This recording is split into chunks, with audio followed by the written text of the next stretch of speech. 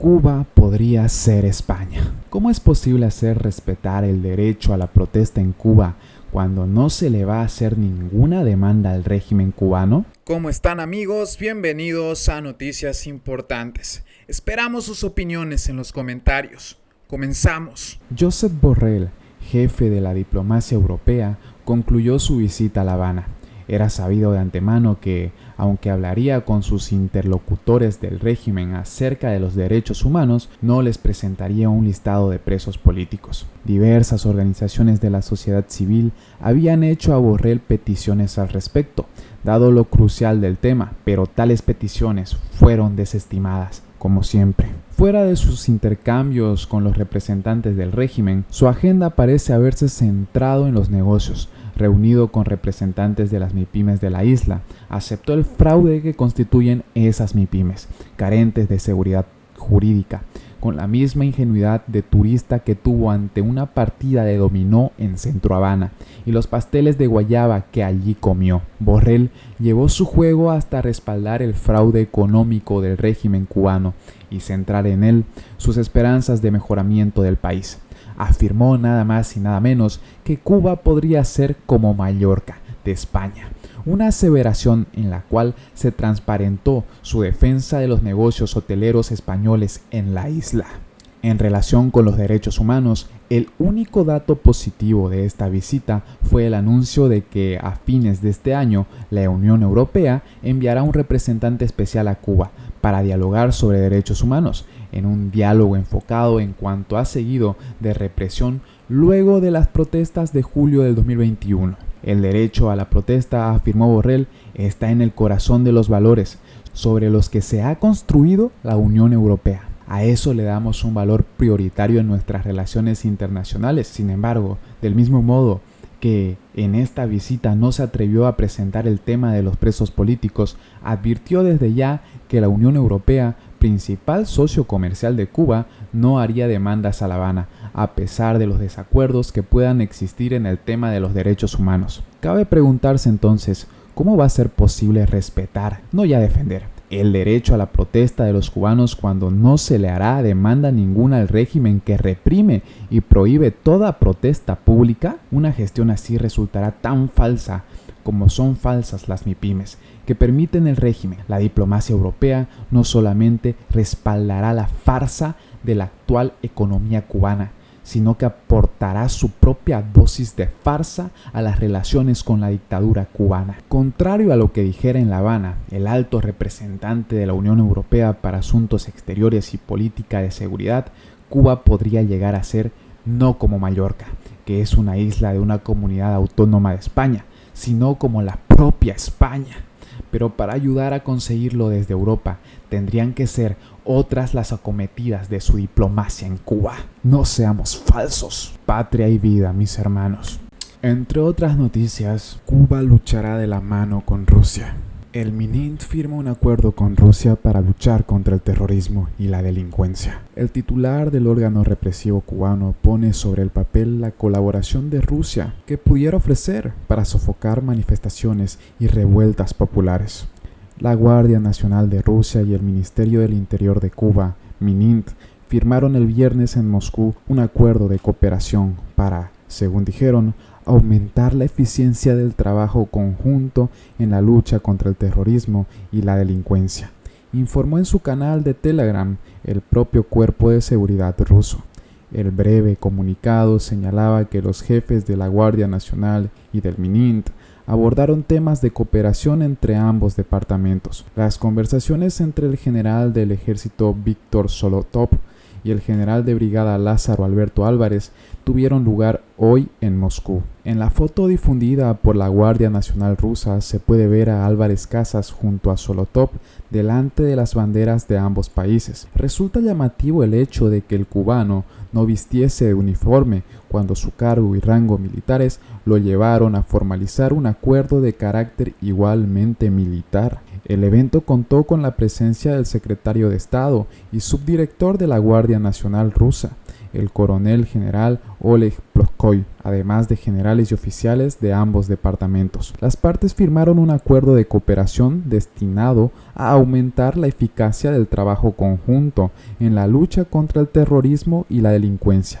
el control del tráfico de armas y otras áreas de actividad, indicó el texto publicado. Víctor Solokhov se reunió previamente en Moscú con su homólogo kazajo, el general Yerkin Batakovok, y también resultó en la firma de un acuerdo de cooperación entre las fuerzas de orden de dos países, concluyó el comunicado. Álvarez Casas participó entre el 23 y el 25 de mayo en la 11ª Conferencia Internacional de Altos Representantes para Asuntos de Seguridad, que se desarrolló en las afueras de Moscú, bajo el auspicio del Consejo de Seguridad de Rusia. El titular del aparato represivo cubano viajó para sostener un encuentro con el secretario de ese consejo, Nikolai Patrushev, quien estuvo en Cuba en marzo y fue atendido a cuerpo de rey. Antes de llegar a La Habana, Patrushev estuvo en Caracas y se reunió con Nicolás Maduro. Allí sostuvo consultas de seguridad ampliadas con el régimen chavista. En Cuba, el ruso fue recibido por Raúl Castro y Miguel Díaz-Canel en un trato inédito para un cargo de su nivel. El funcionario del Kremlin subrayó que Rusia y Cuba son de los pocos estados que resisten con éxito las revoluciones de color, es decir, las protestas populares en contra de los regímenes que adoptan por sofocar esos reclamos por la fuerza. En referencia a la visita a Rusia esta semana de Álvarez Casas, el Consejo de Seguridad de la Federación de Rusia indicó escuetamente: en las conversaciones con el ministro del Interior de Cuba se consideraron los problemas de estabilidad regional, según el Consejo de Seguridad ruso.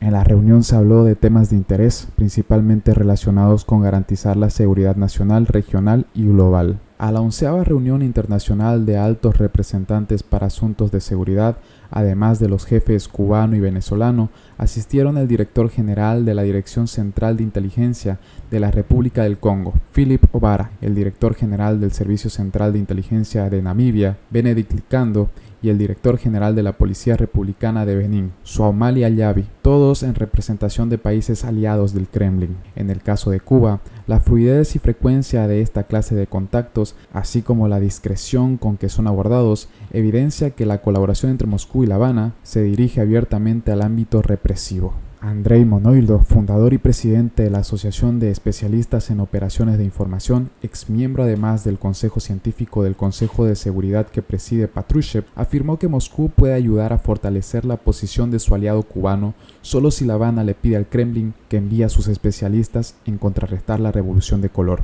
Entre otras noticias, la nueva alianza represiva de Rusia y el régimen de Cuba ya está en marcha. La opaca reunión de los organismos de seguridad de Rusia, Cuba y Venezuela ofrece anticipos de lo que se cuece en Moscú, La Habana y Caracas. Pareciera la devolución de una visita anterior, pero no. La presencia durante esta semana en Rusia del general de división Lázaro Alberto Álvarez, ministro del Interior cubano, tuvo un alcance mucho más peligroso para los habitantes de la isla. Ello porque el titular del aparato represivo cubano viajó para sostener un encuentro con el secretario del Consejo de Seguridad de la Federación de Rusia, Nikolai Patrushev, quien estuvo en Cuba en marzo último y fue atendido a cuerpo de rey, y porque allí coincidió además con el secretario general del Congreso de Defensa Nacional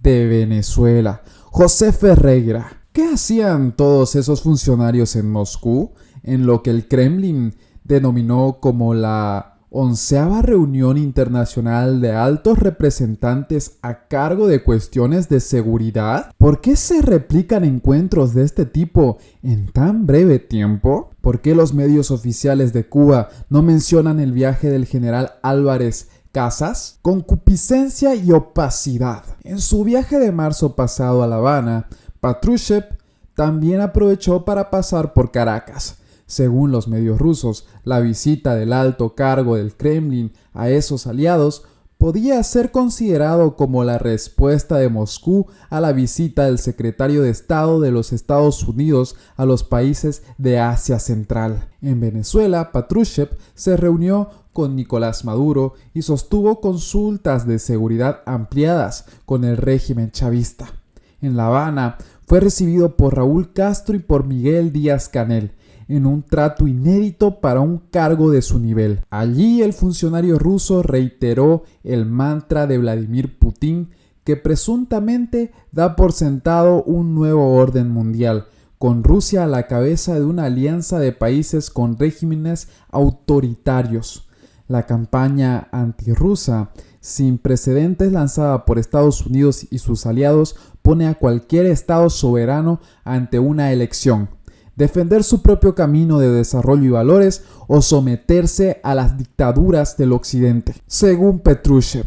Y además subrayó que Rusia y Cuba son de los pocos estados que resisten con éxito las revoluciones de color, es decir, las protestas populares en contra de los regímenes que optan por sofocar esos reclamos por la fuerza. Es por eso que Occidente está gastando recursos sin precedentes para desestabilizar la situación en nuestros países con miras a socavar completamente el orden constitucional, agregó. Están tratando de crear un imperio colonial global donde solo se escuche la voz del Occidente. Aunque hoy muchos hablan del llamado neocolonialismo, los métodos siguen siendo los mismos: represión política, chantaje militar, esclavitud financiera, sanciones económicas ilegales, así como propaganda agresiva, afirmó Patrushev, exagente de la KGB soviética y hombre de confianza de Putin.